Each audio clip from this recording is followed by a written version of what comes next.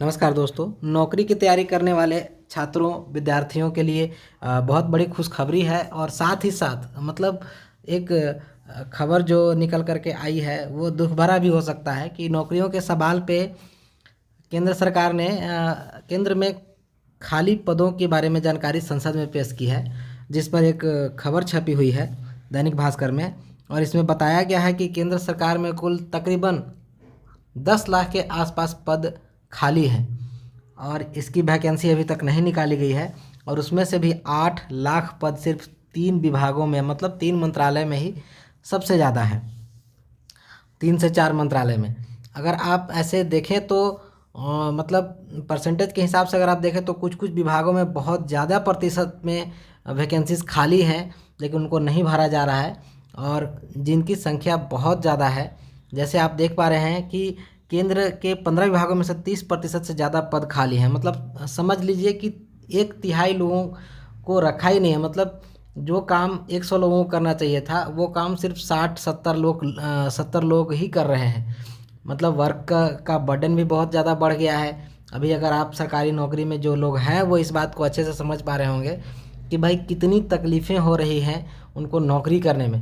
क्योंकि जो काम का जो ऐसे मान लीजिए 5 लोगों का जो काम है वो सिर्फ 3 लोगों से आप करवा रहे हैं, तो भाई वर्कलोड तो बढ़ा है ना, ऑटोमेटिक उसके ऊपर बर्डन बढ़ गया है कि भाई जो 3 लोग हैं वो उन 2 लोगों का जो काम था जो 2 लोग कर सकते थे उसका भी काम इन्हीं लोगों को करना पड़ा। लेकिन छोड़िए, खैर ये अलग बात है। तो खुशखबरी ये है कि इतनी सारी वैकेंसीज खाली हैं और आने वाले समय में 2024 में चुनाव है, तो मान के चलिए कि इसमें से कुछ ना कुछ तो वैकेंसीज आपके सामने आएंगी ही, चुनावी प्रलोभन के रूप में कहिए चाहे जैसे भी कहिए, लेकिन अगर आती भी हैं तो ये हमारे लिए फ़ायदे की ही बात है। तो केंद्र के 78 मंत्रालय विभागों में स्वीकृत 40 लाख पदों में से 9.8 लाख पद खाली हैं। इनमें से 4 मंत्रालय, रेल, गृह, रक्षा और डाक विभाग में ही 35 लाख से अधिक पद मंजूर हैं। इनमें से 22.5% यानी कि 8 लाख पद खाली पड़े हैं। इधर आप देख पा रहे होंगे कि रेलवे में 15 लाख के आसपास स्वीकृत पद हैं, जिसमें से 3 लाख खाली हैं, जो कि प्रतिशत में 19% आता है। जबकि रक्षा में 6,46,000 यानी करीब करीब 6.5 लाख पद स्वीकृत हैं, जबकि 2.5 लाख 2,64,000 के आसपास पद खाली हैं, जिसका प्रतिशत 41% है। इसी प्रकार डाक विभाग में 10,85,000 करीब करीब 11 लाख के पद खाली हैं, जिसमें से कि 1.5 लाख पद खाली हैं। जो 10,85,000 स्वीकृत पद हैं उसमें से 1.5 लाख करीब करीब पद खाली हैं। सबसे ज़्यादा आप देख पा रहे होंगे कि यहाँ पे ये जो साइंस एंड टेक है उसमें आप देख पा रहे होंगे यहाँ पे 69% के आसपास पद खाली हैं।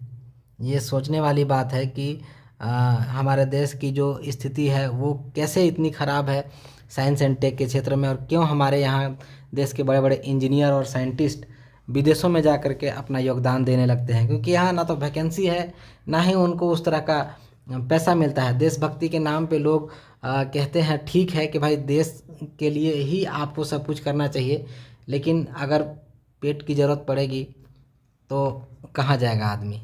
आप समझ रहे हैं भारत में रिमिटेंस कितना ज़्यादा आता है। जो लोग बाहर जा कर के कमाते हैं आखिर वो अपने देश में पैसा भेजते हैं, ऐसा थोड़ी है कि वो नहीं भेजते हैं, लेकिन देशभक्ति के नाम पे इन लोगों को रखा जाता है और इनका भविष्य ख़राब किया जाता है। तो ये सरकार को भी सोचना चाहिए कि इतनी सारी पद जब खाली हैं तो इसकी वैकेंसी निकाली जाए और जो बेरोज़गारी का दर है और जो इसकी औसत जो बढ़ी हुई है उसको थोड़ा नीचे लाने में मददगार होगी। IAS IPS के भी पद आप देख पा रहे होंगे कि यहाँ पे IAS के और IPS के बहुत सारे पद मतलब 1,500 के आसपास IAS के पद, जबकि 1,000 के आसपास IPS के पद खाली हैं, जिससे आप देख पा रहे होंगे कि देश की प्रशासन व्यवस्था पर भी इसका बहुत नकारात्मक असर होता है जब इस तरह से इतने पद खाली होते हैं। तो इसमें भी एक पॉजिटिव न्यूज़ ये है कि इन निगेटिव बातों में कि इतनी सारी वैकेंसीज़ खाली हैं तो बहुत जल्द वैकेंसीज़ आने वाली हैं। तो जो भी छात्राएँ विद्यार्थी तैयारी कर रहे हैं नौकरी की, उन्हें अपनी तैयारी थोड़ी और ज़ोर शोर से करनी चाहिए, उन्हें अपना मेहनत और बढ़ा देना चाहिए, ताकि इस बार जब वैकेंसी आए तो आप चूकें नहीं और अपना हर एफर्ट लगा करके और अंतिम सांस तक लड़ें और अपना पूरा का पूरा जोर लगाएं, ताकि आपको ये ना अपने आप से कहने का ये मतलब अवसर रहे, मौका रहे कि हाँ मैंने पूरी कोशिश की लेकिन नहीं हुआ, तो दोबारा से फिर देखा जाएगा।